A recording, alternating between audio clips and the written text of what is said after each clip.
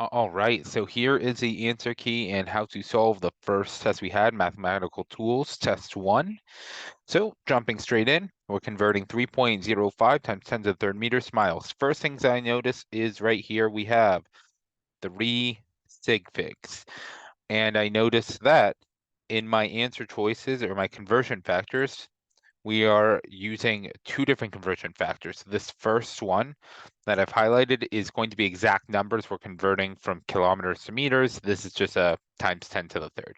This second conversion factor, we don't have an exact number, but we also have 3 sig figs here. So throughout my math, my total number of sig figs is going to be 3. So that's going to be what my sig figs are in my answer. So as I move through this, let's start by writing our given, which is 3.05 times 10 to the third meters. I'm going to try and cancel meters, so I will drop it down to the bottom. Looking at my conversion factor, this first one, I have meters to kilometers. And I see that 1 kilometer is 10 to the third meters. I notice that right here, 1 kilometer, 10 to the third meters. So I can go ahead and cancel out meters. Then my next conversion factor is going to convert kilometers to miles. And I have kilometers on top, so I will put kilometers on the bottom to make sure it will cancel. Mile on the top. Now I like to put the units before I put the numbers, and then I can just refer. Mile gets the number 1, kilometer gets the number 1.61. So as I go ahead and move forward doing my math, sorry, I want to keep my new numbering system consistent. I can cancel kilometer and kilometer. I see that I have miles as my ending unit, which means I know I'm where I want to be. So my answer is going to be in miles. One key feature of this type of work is noticing where you can just cancel things out. First off, 10 to the third on the top, 10 to the third on the bottom. I know right away that 10 to the third divided by 10 to the third is 1, so I don't need to worry about that. The real math I actually have to do is just 3.05 divided by 1.61, and I will get my answer. So I can just plug that into my calculator. The resulting answer being 1.89. It's 1.894, but I'm actually going to take that 4 away because we only want 3 sig figs and 4 rounds down. So my ending answer is 1.89 miles. And that's how I solve this problem. 3 sig figs, pretty simple answer. Moving on. Number 2, again, first thing I'm going to do is start looking at sig figs. 9.5 is 2 sig figs. And if I look at my conversion factors, minute to an hour, that is a perfect conversion. Exact numbers, we know 1 minute is exactly 60 seconds. Milliseconds to seconds, again, one of those perfect conversions where we just know that we don't have to worry about anything else. So our sig figs is going to remain 2. Oh, we're going to remain using 2 sig figs. So that's what my answer is going to be in. All right, to actually start it, I start with 9.5 times 10 to the 7th.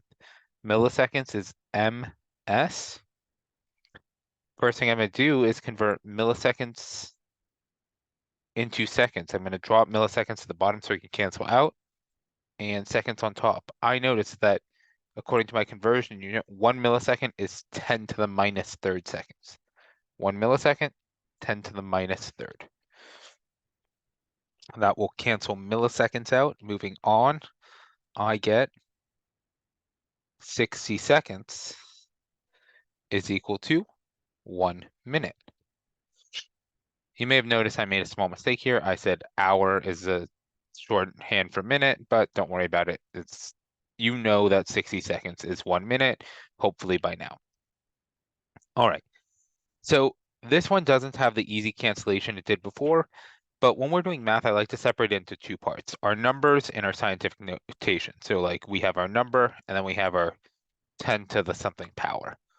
So our number portion has 9.5 divided by 1. And actually, I'm going to say 9.5 divided by 1. I see it's divided by because 1's on the bottom. So any number on top, you're going to multiply. Any number on the bottom, you're going to divide. So it's divided by 1, divided by 1, or sorry, double mistakes. 9.5 divided by 1 times 1 divided by 60. All that is going to be times, and now our powers of 10, 10 to the 7th times 10 to the negative third. We're going to take these separately.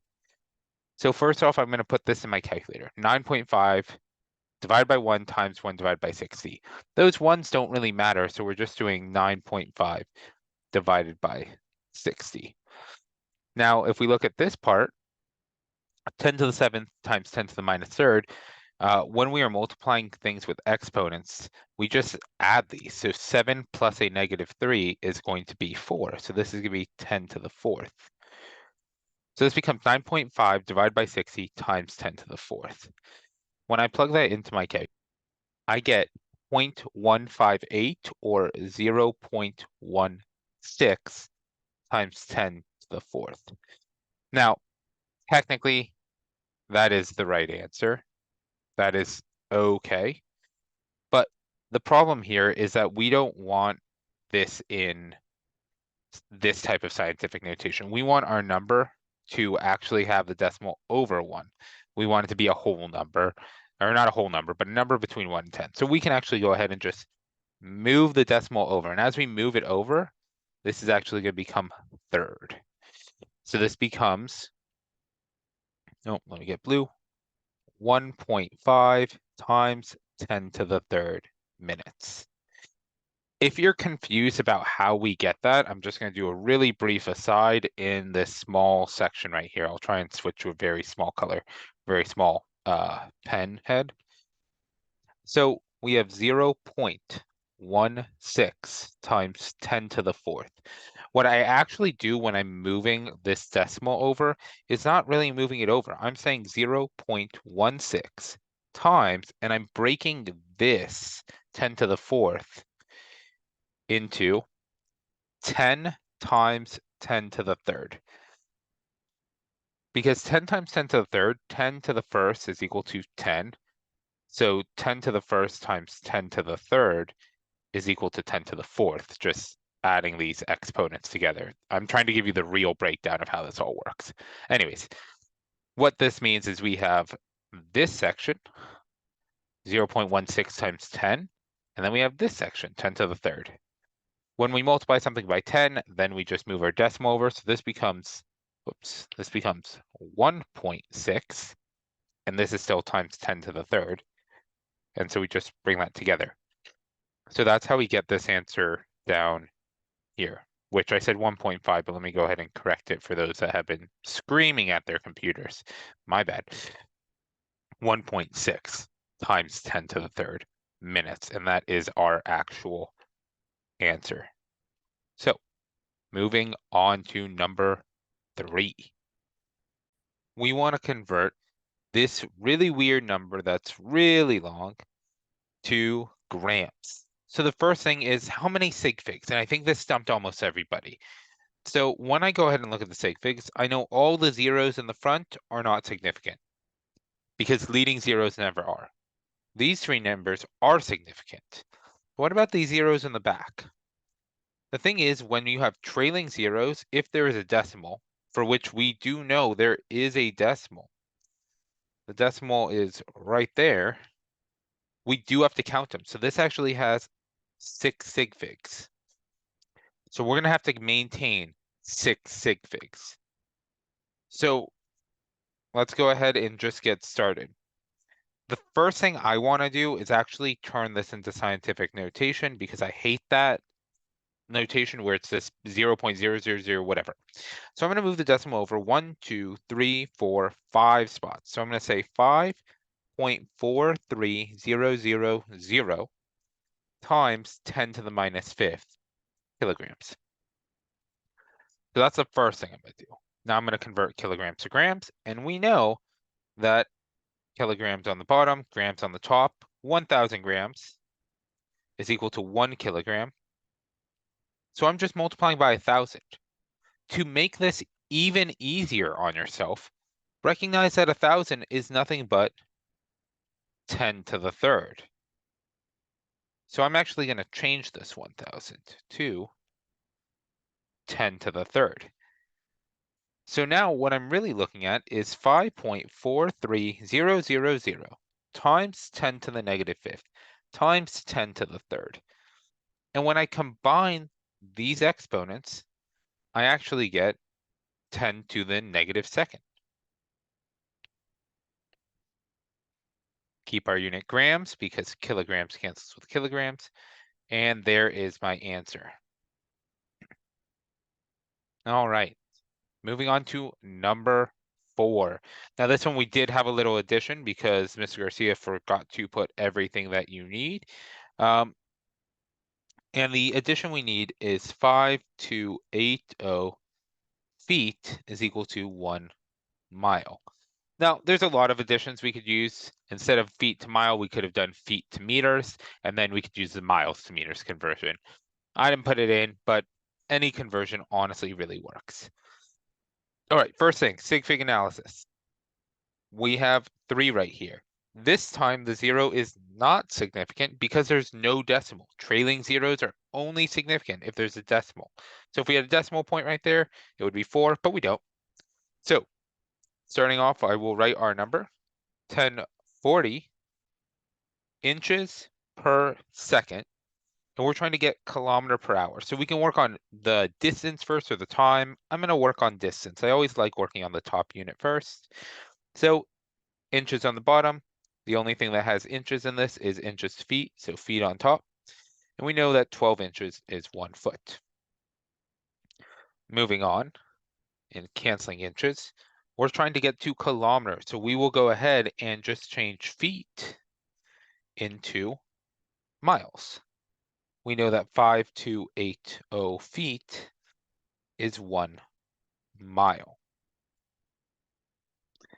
From our previous problem, we're going to cancel a feet, we knew that 1 mile is 1.61 kilometer. And mile cancels out. Now we have our top unit, kilometer. We're halfway there. We just need to turn seconds into hours, and this is actually an easier conversion.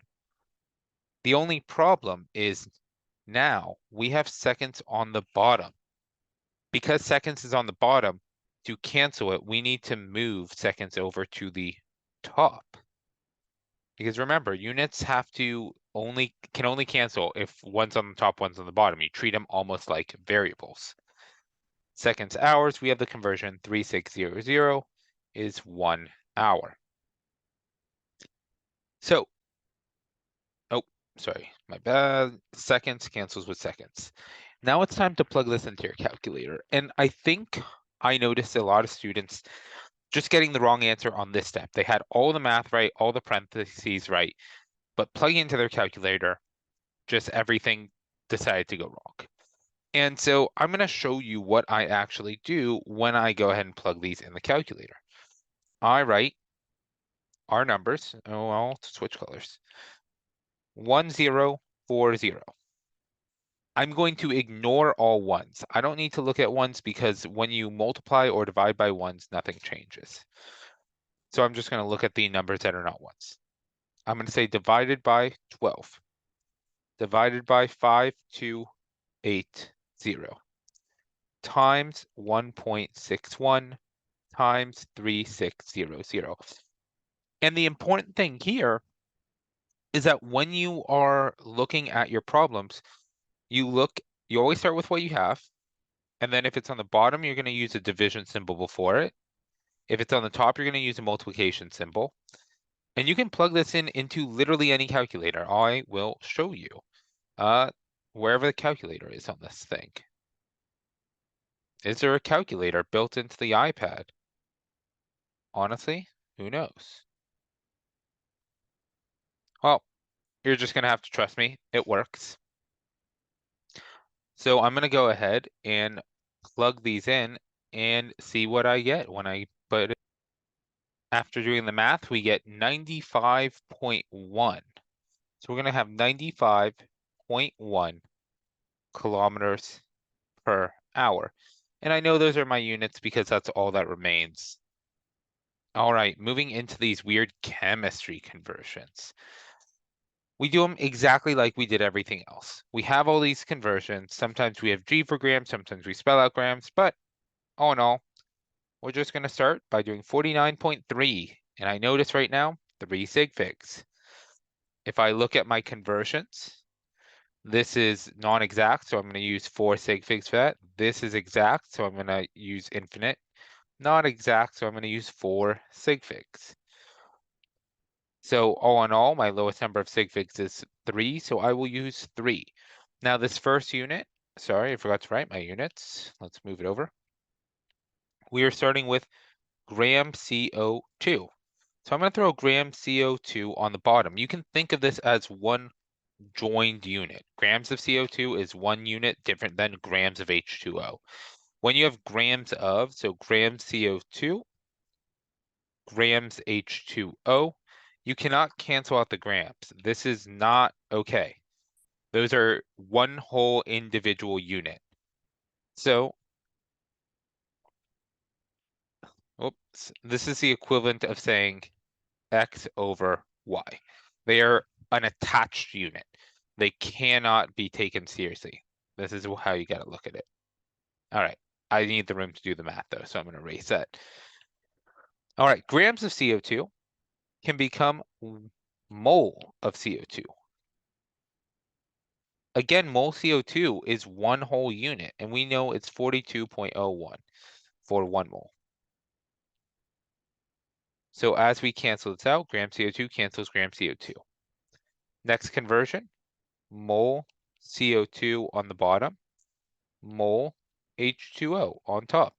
I see that right here. So I'm going to do 2 on top, 4 on bottom, which as we work out the math, that's just 1 over 2. And it'll work out exactly the same if you just look at it as 1 over 2. Cross out moles of CO2. Last one, 1 mole H2O is equal to 18.02 grams H2O. So we're going to go ahead and cancel mole H2O out. We see that we're ending with the units we like, and now we just have to plug it into our calculator to get 10.6 grams H2O. And that is our answer. All right, moving on to number 6. We are converting 33.3 grams H2O to molecules of H2O. Now,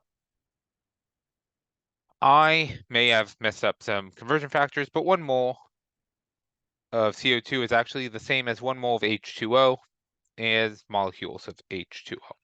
So we're actually just going to assume that's what that means.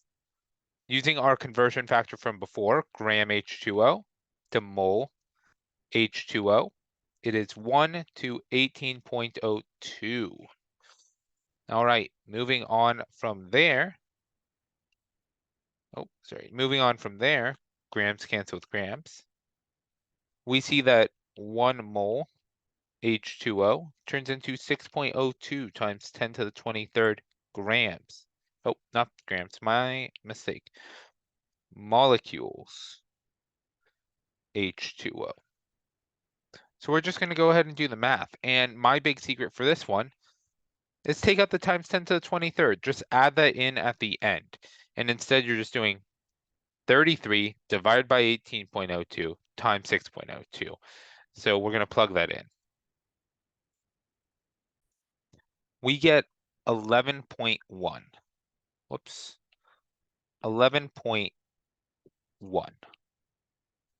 Now, the problem with 11.1 is it's not real scientific notation. So what we can actually do is go ahead and this time move our decimal 1 to the left and get 1.11 times 10 to the 24th. Because in this case, we are saying that 1.11 is actually 11.1 is 1.11 times 10, which is the same thing as saying times 10 to the first power, times 10 to the 23rd, brings us into 1.11 times 10 to the 24th. All right, moving on to our next one, number 7. 19 on the dot grams per milliliter. I see 2 sig figs, so I'm going to keep 2 sig figs. Oh, sorry, this was 3 sig figs. You'll notice we had 3 sig figs, but moving on. 19 grams per milliliter. We're converting to kilograms per gallon. So first thing, I like to work on the top unit, grams on the bottom, kilograms on top. We already had this one. It is 1 and 10 to the third. So it takes 10 to the third or 1,000 grams to make 1 kilogram. Moving on, we have 1 milliliter on top and 10 to the minus third liters on the bottom. That comes from this conversion factor right there. We will go ahead and cancel milliliter and milliliter here. Moving on to our last conversion, we have 3.785 liters is 1 gallon, and liter will cancel with liter. The great thing to notice right here is that 10 to the third and 10 to the minus third are going to cancel each other out. In the grand scheme of things, if we divide by 10 to the third and then we divide again by 10 to the minus third, what we're actually doing is dividing something by 1,000 and then multiplying it by 1,000. And together those just cancel out. So in the end, we're just doing 19 times 3.785, which will get us 71.9 or 72 kilograms per gallon. Remember, we're only using 2 sig figs. So going on to the last problem. This one was a bit tricky. 9.4 times 10 to the 7th milliliters. And we're going to convert that over to meters. So the problem is this gets us centimeters cubed, but we don't have centimeters cubed. So we're going to tackle that as we get there. We're going to do our first conversion. Milliliters is on top, so we'll move milliliters to the bottom. It's 1 milliliter to 1 centimeter cubed. As I convert that, and I'm just going to go ahead and convert that, it's 1 to 1. So we actually have 9.4 times 10 to the 7th centimeters cubed. Another way to think about it is 9.4 times 10 to the 7th centimeters, centimeters, centimeters. So that's what centimeters cubed is. I'm just expanding out. So for each of these centimeters, I'm going to have to cancel it with one of these conversions. So I get 9.4 times 10 to the 7th centimeters, centimeters, centimeters. And I take my first conversion and I say, well, 10 to the minus second meters for 1 centimeter, making sure to cancel centimeter on the bottom with centimeter on top. But that only cancels one of my centimeters. I'm actually going to have to go ahead and do it again and do it again. And with 3 of these conversions, I can cancel all 3 centimeters, which will get me at meters, meters, meters. So I'm going to end up with 9.4 times 10 to the 7th times 10 to the minus second times 10 to the minus second times 10 to the minus second, which those also add up. This is going to be 9.4 times 10 to the 7th times 10 to the minus 6, because this -2 plus -2 plus -2 is -6 meters cubed.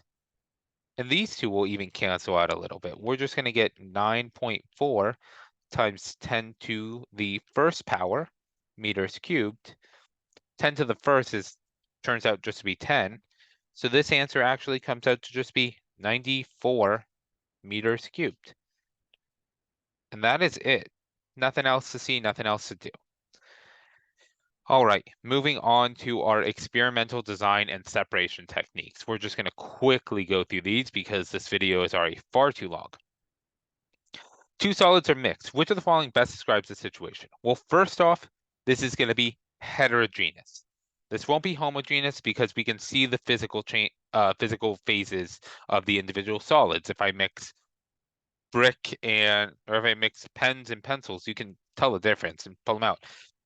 So anything that says heterogeneous is good. Anything that says homogeneous, bad. All right. The next thing is heterogeneous mixtures. They can usually be separated by physical separation.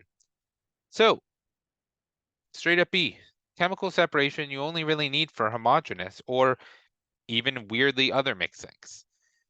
When things are bonded, for example. Which of the following does not describe a homogeneous mixture? Let's just go down the line.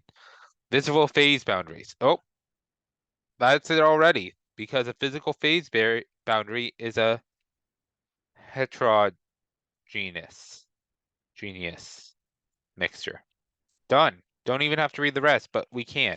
Uniform composition can be two liquids. Yup. Alcohol and water can be separated by physical separation. Sure, distillation. All right, number 3. A mixture of two liquids results in the precipitation of a solid that forms on the bottom of a container.